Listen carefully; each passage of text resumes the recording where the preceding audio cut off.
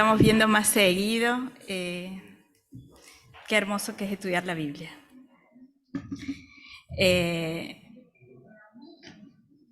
Cuando hace dos semanas o 3 semanas, no recuerdo bien, el Nico dijo, bueno, comenzamos con el libro de los Hechos. Nosotros estamos ansiosas en la célula por comenzar con el libro de los Hechos, porque veníamos estudiándolo. Bueno, después hicimos un impas con la maravilla de Filipenses, pero ya queríamos regresar al libro de los Hechos, ¿es así? Ya queríamos. Entonces, cuando Nico anunció que regresábamos al estudio, retomábamos el estudio de los Hechos, yo, quizás de una manera atrevida, le digo, mira, sé que estás a cargo del tema de la asignación del libro de los Hechos. Yo tengo esta sensación de que no habría que dividirlos tantos a los capítulos. Y me dice, lo tengo pensado dividir en 6. ¿Te parece en 6? Porque hay un contexto, hay una realidad, algo. A mí me parece que hay que leerlo entero. Porque a mí me parece que el mensaje del libro de los Hechos es un tránsito. Entonces, estuvimos reflexionando hasta diciembre cómo Dios a través de Pablo, cuando yo hablo de Pablo a partir de ahora y durante todo el tiempo que reflexionemos juntos, no es Pablo, ¿no es cierto? Es Dios a través de Pablo. Simplemente digo Pablo porque espero entendamos esto es así. Gracias, Pepe. Estuvimos reflexionando como Dios a través de Pablo y su equipo va abriendo los caminos, ¿no? Va guiando los pasos, va dando las palabras exactas para cada momento histórico, para cada pueblo, para cada situación, para presentar a Cristo. Entonces leímos que pasó por Filipos, lo último que leímos que pasó por Filipos, vimos a Lidia, vimos a la mujer que adivinaba, vimos al carcelero, vimos ellos en la cárcel, en todo ese tránsito predicando sobre el Señor.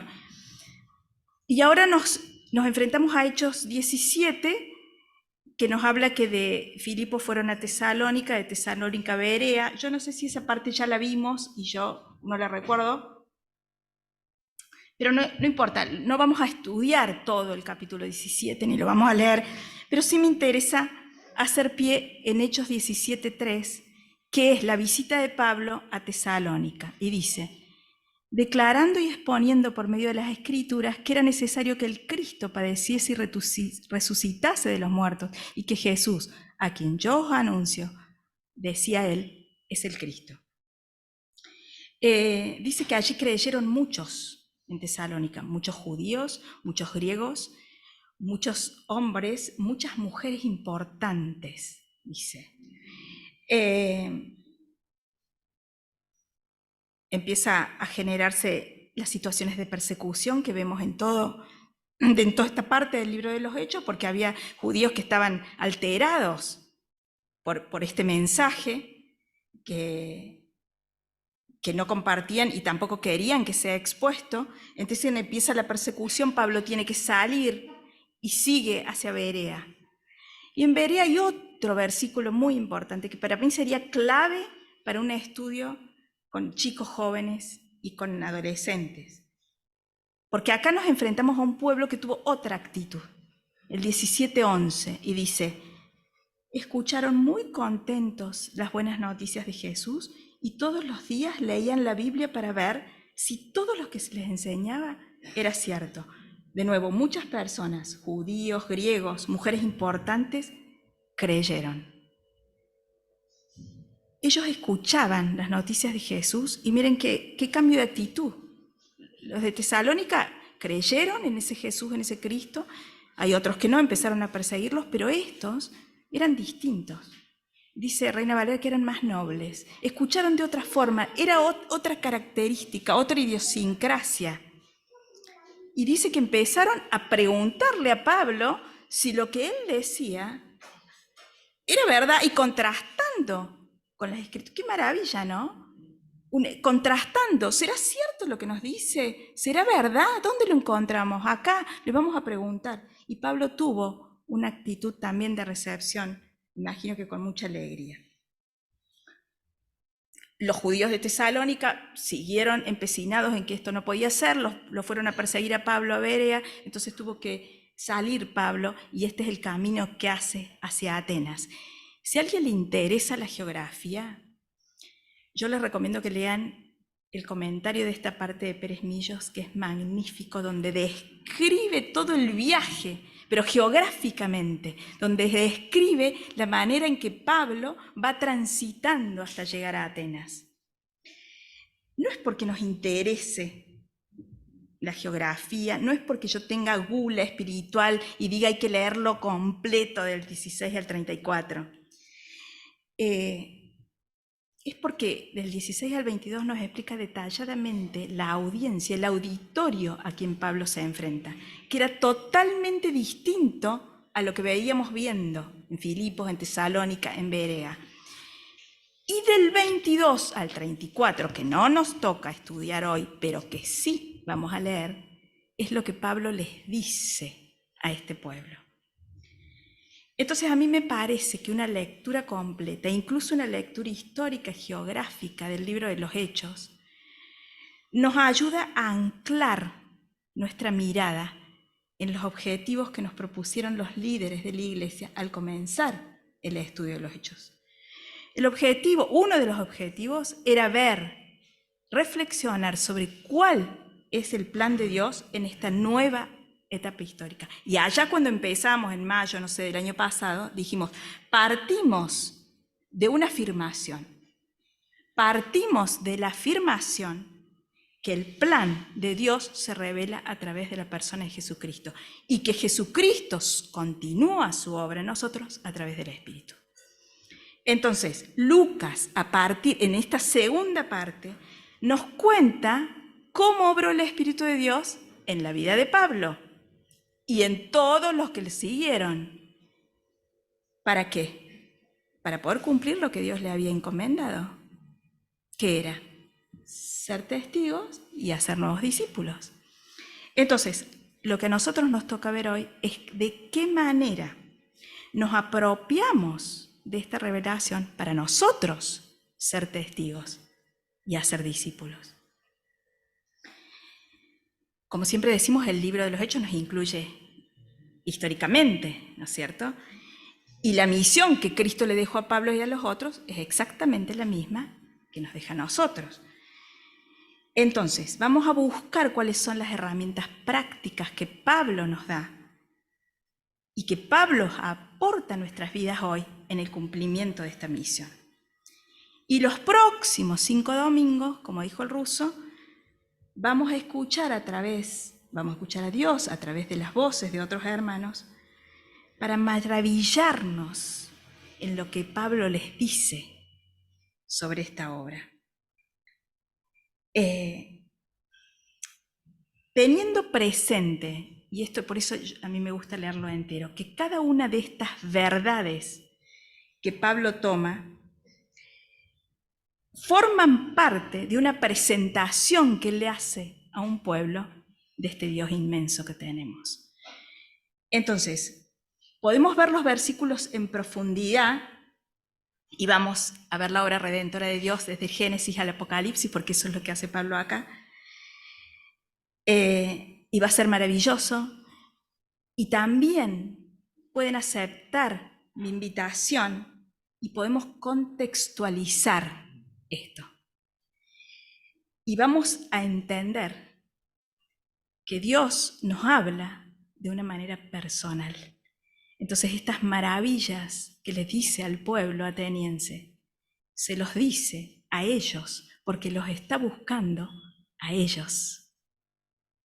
Y por supuesto, a nosotros. Leyéndolo completo, entendemos que Dios nos comprende, que el discurso de Pablo es una evidencia más de que nos piensa de manera individual con un mensaje universal. No se pierdan los próximos 5, porque vamos a ver la obra redentora de Dios desde el Génesis hasta el Apocalipsis. Leemos Hechos 17, del 16 al 34. Ya empezaba por Hechos 1 yo. Mientras Pablo los esperaba en Atenas, su espíritu se enardecía viendo la ciudad entregada a la idolatría. Así que discutía en la sinagoga con los judíos y piadosos y en la plaza cada día con los que concurrían. Y algunos filósofos de los epicúreos y de los estoicos disputaban con él, y unos decían: ¿qué querrá decir este palabrero? Y otros: parece que es predicador de nuevos dioses, porque les predicaba el evangelio de Jesús y de la resurrección. Y tomándole, le trajeron al Areópago diciendo: ¿podremos saber qué es esta nueva enseñanza de la que hablas? Pues traes a nuestros oídos cosas extrañas. Queremos saber qué quieres decir, porque todos los atenienses y los extranjeros residentes allí en ninguna otra cosa se interesaban sino en decir y en oír algo nuevo. Entonces Pablo, puesto de pie en medio del Areópago, dijo: varones atenienses, en todo observo que sois muy religiosos, porque pasando y mirando vuestros santuarios, hallé también un altar en el cual estaba la inscripción al Dios no conocido, al que vosotros adoráis, pues, sin conocerle, es a quien yo os anuncio.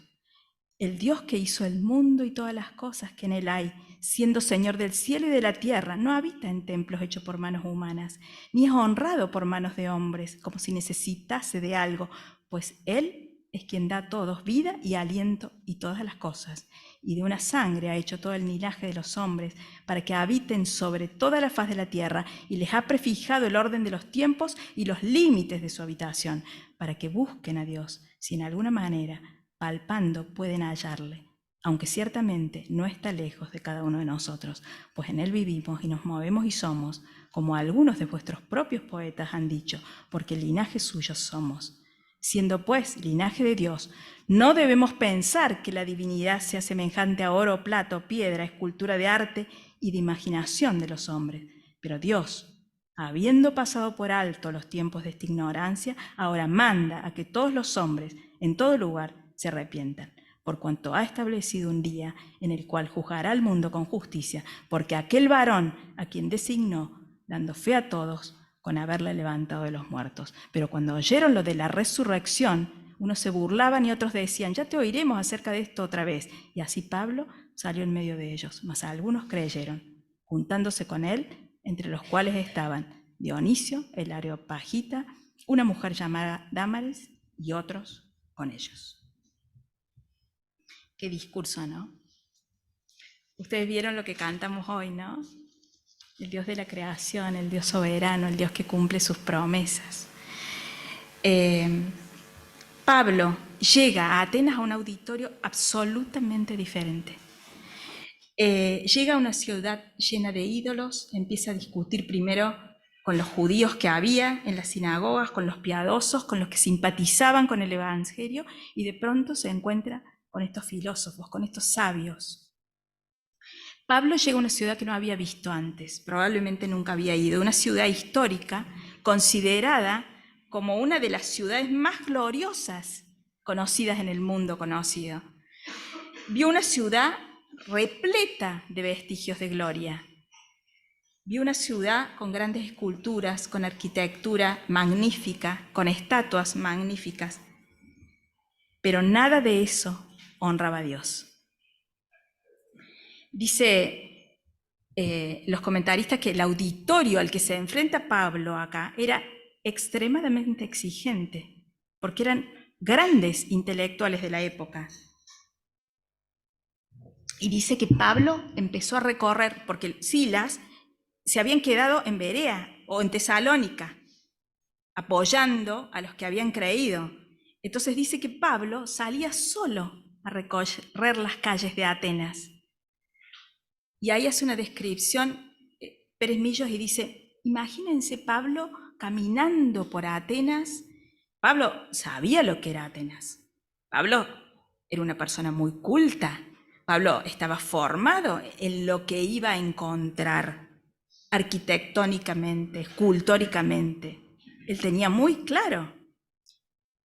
Y empieza a caminar por las calles y dice, Pérez Millos dice, seguro llegó a la Acrópolis, al Partenón, y ahí se encontró con Atenea, con una estatua de marfil y de oro, y dice que personificaba la sabiduría divina, y dice, hizo unos pasos más y se encontró con Zeus, una imagen esculpida que dicen que es magnífica, que da la sensación de que estás frente a la sabiduría. Dice, había una enorme cantidad de templos, de altares, dice que saturaban la ciudad.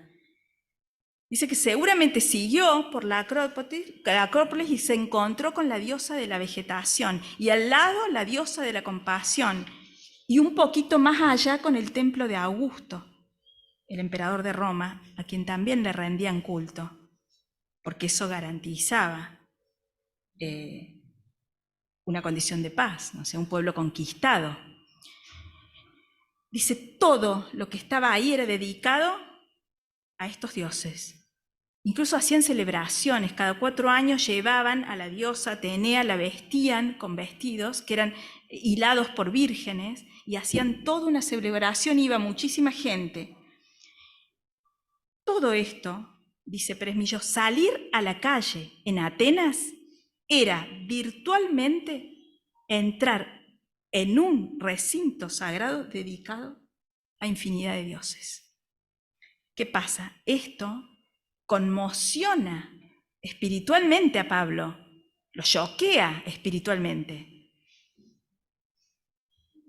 Pablo se encontraba a este panorama en un mundo ya ahí globalizado, porque era un mundo de personas conquistadas por el imperio que circulaban, que habían tenido que dejar sus tierras y circulaban, en muchos casos desarraigados cultural y espiritualmente. Entonces iban sumando a su religiosidad otras y otras.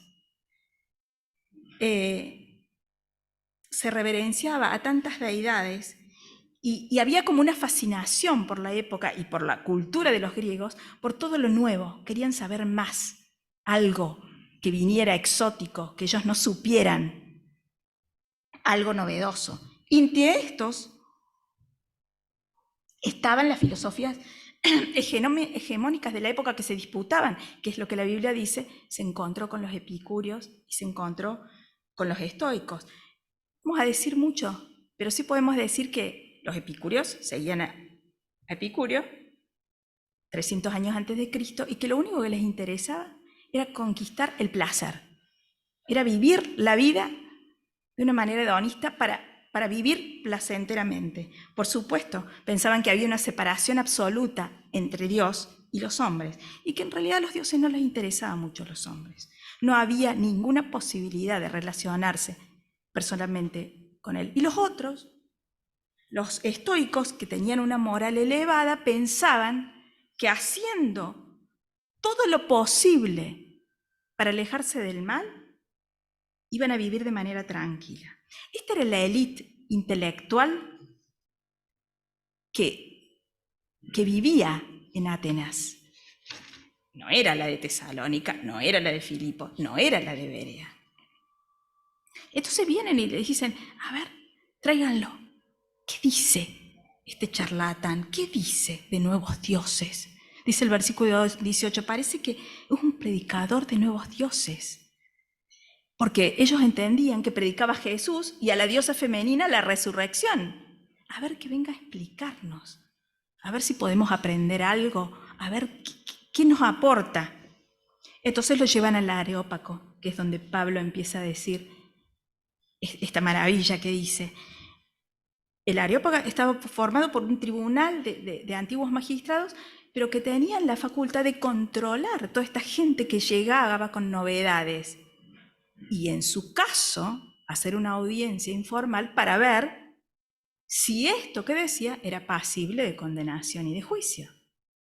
Entonces, recuerden que Pablo había sufrido persecución, ya había sido azotado, ya había sido encarcelado, y ahora se encuentra acá.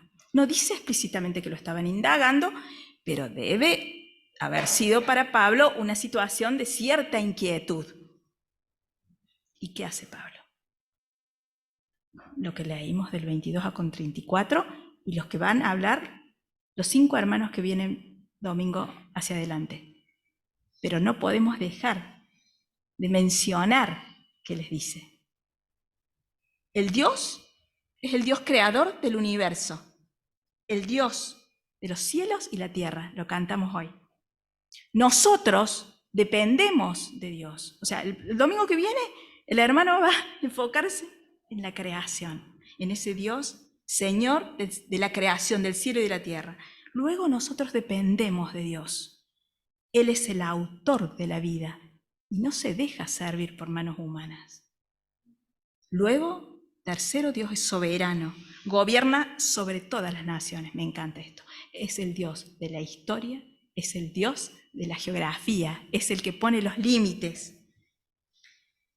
Ahí viene a la mente Isaías, ¿no? Así dice Jehová, creador de los cielos, el que despliega, el que extiende la tierra, sus productos, el que da aliento al pueblo que mora en ella y al espíritu para que transiten por ella. No está lejos de nosotros, dice. Y ahí cita, ya lo vamos a ver con el hermano que toca, cita a poetas griegos. Entonces dice, no está lejos de nosotros, en él vivimos. Lo cita un poeta griego. Y después dice, Dios es el Padre de los seres humanos, de él descendemos, de un hombre descendemos todos.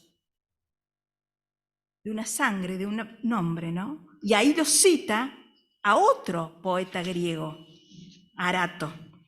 Entonces dice, no es de piedra, no es de oro. Dios no puede reducir, no puede ser reducido. Entonces, en esta cita, lo que Pablo hace es tratar de dar luz a esta incoherencia, enfrentarlos a la incoherencia, que ellos estaban pensando que nuestro ser, nuestra vida, se podía derivar de elementos que no tienen vida. Y termina este discurso magnífico diciendo, Dios siempre se reveló a sí mismo. Y por su misericordia pasó por alto la indiferencia del ser humano. Siempre, desde el principio, Él se reveló a sí mismo.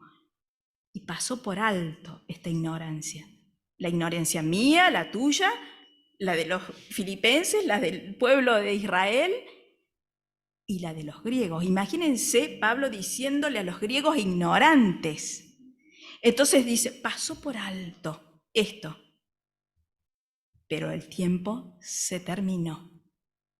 Y ahora los llama a arrepentirse, porque va a haber un juicio. Y el que va a sustanciar ese juicio es el Hijo, el que murió y que él resucitó y que vive. Y ahí termina el diálogo y los griegos le tiran el mantel. ¿Pero por qué tiran el mantel? Porque para ellos es inconcebible lo que Pablo, intelectualmente inconcebible lo que Pablo les estaba diciendo. Era imposible para ellos con su intelecto creer en la resurrección. No era parte de su cultura, no era parte de lo que habían aprendido. Y ellos habían aprendido mucho, y esa era su bandera, la sabiduría. Algunos creyeron. Ahora, ¿qué es lo que nosotros podemos aprender de este relato? De este tránsito que dice el ruso, de esta época de tránsito hasta que llega este mensaje magnífico. No estrictamente de las verdades que él dice. Pablo no se paralizó ante la diferencia, no se intimidó. Todo lo contrario, dice que Pablo estuvo recorriendo la ciudad, mirando las esculturas, tratando de entender cuáles eran sus creencias. Dice que pasaba y miraba los santuarios. Pablo investigó, como hacía siempre, como lo hizo con Lidia, como lo hizo con los tesalónicos. Pablo investigaba, recorría la ciudad, investigaba la condición en la que ellos se encontraban, Pudo comprender Pablo que a pesar de esa sabiduría que ostentaban intelectual, estaban muy identificados con una religiosidad que los nublaba y que estaban muy lejos del Dios verdadero. Y trató de establecer un punto de contacto. Por eso no tira el mantel y le dice, ustedes son muy religiosos, puedo verlo. Ustedes son muy religiosos, les dice. Él estaba formado, él sabía todo lo que ellos creían. Entonces les aporta como otro punto de contacto. Miren que yo sé lo que dicen sus poetas. Y se los traigo acá para captar la atención de ellos, para decir, no vengo a pisotearlos. Yo entiendo lo que ustedes creen. A pesar de su indignación, a pesar de esta conmoción espiritual, de su rechazo de esta ciudad que lo asfixiaba, Pablo construyó puentes, puntos de contacto, espacios de diálogo seguro con estos que no tenían nada que ver con el Dios verdadero. Pablo entendía que toda esa herencia ancestral les impedía y se resistía ante lo que John Stott habla de una frase magistral, el trueno de la palabra de Dios. Ellos intelectualmente estaban encorsetados. Pablo estaba diciéndole algo que no habían oído nunca y que iba en contra de todo lo que ellos sabían, que los dejaba en una posición de ignorante, y por eso Pablo tuvo que pensar por el Dios creador, porque ellos no tenían una cosmovisión bíblica. Entonces a los judíos, ¿qué les decía? Ese que ustedes esperan es el que ya vino, les hablaba de Cristo, les hablaba del Nuevo Testamento porque ellos conocían, ellos lo estaban esperando. Entonces le dice, el que esperan, dejen de esperar porque ya vino y ya murió. A los griegos les decía, Jesucristo derribó barreras y ustedes también están incluidos. Ya no hay judío, ya no hay griego. Vengan, ustedes también forman parte.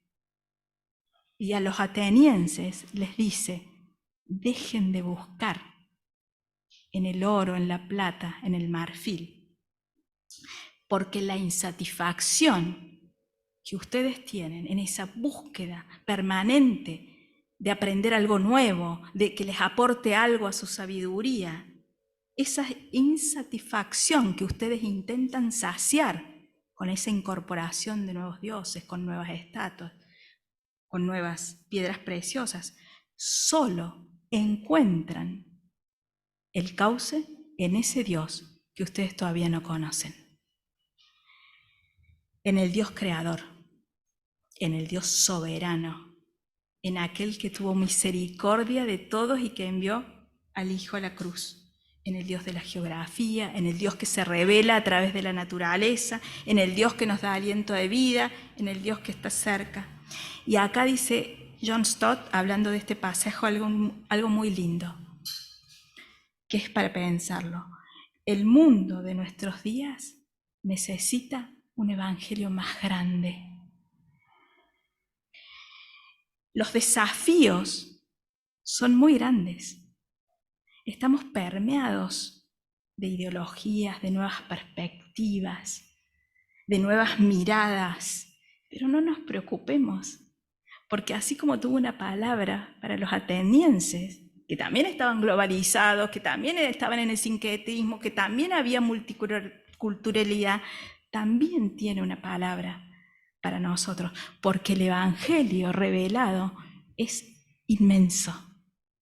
Entonces dice Stott, no lo achiquemos, hablemos de todo, lo agrandemos. Si es necesario, empecemos de antes de la creación hasta el juicio. ¿Cuál es el evangelio que nosotros predicamos? ¿Cuáles son los puentes que nosotros en Villa Centenario, en mi casa, que yo, Analía, que cada uno de ustedes construye para relacionarse con otros. Yo en enero fui a Uruguay. Me pasó algo muy significativo que me trajo a este pasaje. Estaba tomando un café con Ricardo y Ricardo toma el café pero está buscando con quién hablar permanentemente. Y viste, yo ya le aburro, porque soy más bien opaca, no ando todo el día. Y él está buscando con quién hablar. Y de pronto ve una bicicleta magnífica, con no sé qué cosas espectaculares. Se lanza al tipo y empieza a preguntarle, ¿qué es esto? ¿Qué lo compras? ¿Dónde? ¿Qué? ¿Para qué sirve? Como yo hice tal cosa. Entabla una relación sin saber quién era este señor. Porque Ricardo tiene la gran virtud de estar frente a Obama, frente a Clinton, frente a quien sea, y él habla de igual a igual sin tener idea quién tiene al frente. Este señor, ya pasada la hora, me acerco, ¿cómo le va? Cosa, ya. Me dice, soy Juan Pérez. Ah, digo yo, sí, lo conozco. Ah, me dice, ¿usted me conoce? Bueno, lo he visto en todos los carteles, sé quién es, reconozco el nombre. Es el número 1 del mercado inmobiliario en todo Uruguay. Ricardo, entonces el Señor me dice esto. Me dice, yo soy como Dios. Todo el mundo me nombra y nadie me conoce. Entonces yo me quedé paralizada. Y dice, hay tanta gente que todavía no conoce a Dios. Estamos en Atenas. Hay tanta gente que escucha hablar de Dios y que nunca tuvo un encuentro con Jesucristo. Me quedé, y me dice, ¿qué te resonó tanto? Me quedé con eso, ¿no? Y digo, claro, lo que pasa es que este capítulo nos describe una necesidad, una insatisfacción, que es la misma que vivimos hoy.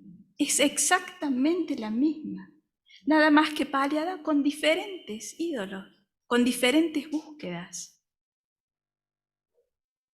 Hay terapias alternativas, hay cosas místicas, hay teorías sobre todo, hay búsquedas de la felicidad, hay hedonistas que tenemos que vivir el hoy porque el mundo se termina, que tenemos que disfrutar de la vida.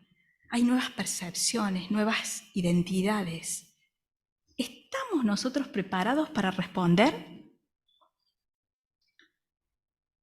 Así como lo hizo Pablo, porque yo estoy respaldada y tiro el mantel, ¿eh?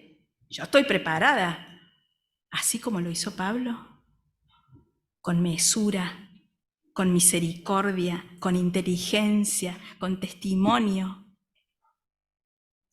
¿Cuáles son los puentes que vamos a construir con los que piensan diferente, con los que viven de manera diferente, con los que no nacieron en una cuna evangélica, con los que no tienen nuestra cosmovisión bíblica, con los que se visten diferente? Y no hace falta que pensemos muy lejos, ¿eh? No hace falta que pensemos en Grecia, ni en África, ni en los pueblos originarios, a quien tanto le debemos y que somos deudores. No hace falta que nos crucemos para encontrar cosmovisiones diferentes. Yo pensaba en mi casa, ¿no? Pensaba en mi familia. Está bien que mi familia tiene sus particularidades, somos muchos. Entonces, evidentemente hay idiosincrasias, culturas, cosmovisiones diferentes. Pero hoy pensaba, y siempre lo hablo con Marcelo, que yo vengo y me le prendo a él y hago catarsis, porque digo, ¿cómo puede ser que yo en mi propia casa viva con gente que piense totalmente diferente? Entonces, hablo con mis hijos. Ayer tuve una charla de 1 hora con mi hijo, preciosa, porque es precioso, tratando de hacerlo recapacitar en algunas cosas y me dice, ¿sabes qué pasa, Ma? Vivimos en un mundo globalizado. Ya no hay familia, patria, propiedad. Olvídate de ese paradigma. No hay fronteras más. Les digo, traten de ir a las clases, ir a la facultad para absorber lo que el profesor les dice. Ma, está todo en YouTube. Traten de construir una cultura, una educación financiera, piensen lo que tienen, ahorren, quizás van a llegar a la casa. Pero mami, eso es inmovilizar el dinero, yo voy a viajar, ¿qué casa? Alquilaré. Piensen en la persona que van a elegir porque con ella van a vivir toda la vida. Ma, tengo 20, ma. Yo me caso a los 40. O sea, de eso ni hablemos. Bueno, está bien, son mundos diferentes. Pero ¿y la vida espiritual? Ocúpense de la vida espiritual, le digo, porque el corazón del hombre se va endureciendo y de pronto nos encontramos muy lejos de donde empezamos, muy lejos de donde queríamos estar. Y los millennials, que ahora me dice Marcelo que son centennials, me dicen, tranca, ma, tranca, yo creo, tranca, ¿vos sos como obsesiona? Y ahí sí me da ganas de ¡pum! Tirar el mantel. Entonces, ¿cómo construimos puentes con esta generación? O con los que vienen, o con los de atrás, o con los distintos. ¿Cómo recuperamos la atención? ¿Cómo los atraemos a Cristo? Hay muchos de nuestras familias que no están acá. Hay muchos amigos entrañables que no están acá. Hay muchos vecinos que no están acá. ¿Qué les decimos? Y yo trataba de imaginar qué le diría Pablo a mis hijos. Primero los miraría con misericordia, como nos miró Jesús. Y luego trataría de entenderlos, de saber más, por qué piensan lo que piensan, cuáles han sido sus experiencias, qué es lo que están viviendo, cuál es el input que tienen. No creo que Pablo se aferre a modelos, ni tampoco creo que le repetiría fórmulas. Creo que les diría, Dios los está buscando. Dios quiere tener una relación personal con ustedes y por esa razón murió y resucitó Jesucristo. Les diría que si hay algo que los distrae en el camino, cualquiera sea esa ideología, ese pensamiento, cualquier cosa que los distraiga, les recomendaría que se alejen. Yo ayer le decía a mi hijo, aunque sea memorizar, todo me es lícito, mas no todo me conviene. Aléjense de eso. Le diría que construyan su vida sobre cimientos firmes, que Dios reveló a través de su palabra, como lo dijo hoy Caro, todo lo que necesitamos para encontrar el sentido de nuestra vida. Que Dios es soberano y que no hay nada que se escape a su dominio. No lo quería mirar a Tommy, pero se me vino el Tommy y pensé en nuestro Steve Jobs, ¿no? Y la inteligencia artificial y todo esto que parece que toma dimensiones inconmensurables. Voy al odontólogo y me dice, no, yo ya no coso porque la máquina me trae esto. Voy al abogado y me dice, no sé qué vamos a hacer, si ahora ponemos todos en una máquina y te resuelve el caso. Voy al arquitecto y dice, no, ya para qué voy a estudiar, si te pones los planos en una computadora y te hace la casa. Nada escapa a su dominio. No nos dejemos engañar. Es muy importante nuestro Steve Jobs. Es muy importante todo lo que la ciencia avanza, pero no transformemos esto en nuestros ídolos. No nos dejemos engañar porque Dios es soberano y Él es el que va a marcar el límite. Ayer escuchaba a Elon Musk diciendo, no, nos tenemos que reunir, poner un límite a esto, porque esto se está... Dios es soberano. Que no confíen, les diría Pablo, no confíen en la fuerza que tienen ahora. Y no se trata de convencerlos que adhieran a una nueva religión, se trata de que todos los días se acerquen a Dios. Isaías dice, hasta con el último hálito de mi existencia te buscaré. Dios es el único en el que podemos saciar estas insatisfacciones. Es el único para los griegos, para los filipenses, para los tesalónicos, para los cordobeses, para los atenienses, para todos. Es el único en el que encontramos satisfacción plena a todas nuestras inseguridades. Que Dios los quiere felices, no los quiere. Yo no es que sea aburrida, Dios los quiere felices, pero con un único camino, que es el que pensó para cada uno de nosotros.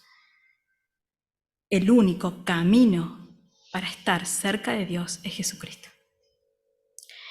Ojalá que este modelo, que estas herramientas que Pablo nos deja, sean nuestra vida, sean nuestra guía. Pablo, el Espíritu de Dios, como dije, trabajando a través de Pablo, y el Espíritu de Dios en cada uno de nosotros. Que aprendamos a mirar con empatía, que la diferencia no nos asuste, que si entra alguien que vive de manera diferente, que no nos asustemos. Acá hay respuestas para todo, respuestas misericordiosas. Que no nos gane la indignación, que no me gane la indignación. Que recordemos que todos estuvimos lejos y que nada depende de nosotros. Que este modelo nos ayude a pensar que no importa cuán ciegos estemos, porque la misericordia de Dios es para siempre y que Él sale permanentemente y desde siempre a nuestro encuentro. Que nos desafíe, que a los jóvenes los desafíe para seguir preparándose en esto, para que cuando alguien nos pregunte a cualquiera de nosotros, ¿qué es lo que dicen ustedes? ¿Qué es lo que creen ustedes? Podamos responder con la pasión, con la firmeza y con la certeza que Pablo les respondió a los atenienses, presentando la obra redentora de Dios en favor de la humanidad.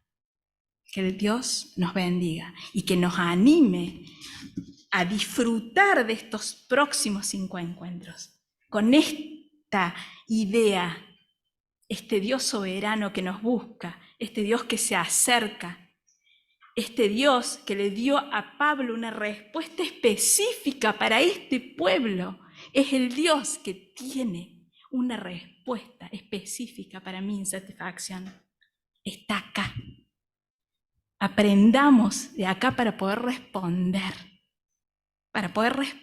de esa manera misericordiosa como lo hizo Pablo, como lo hizo Jesús, porque Él es nuestro ejemplo.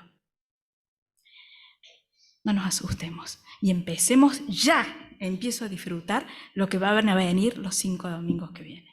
Que Dios nos bendiga.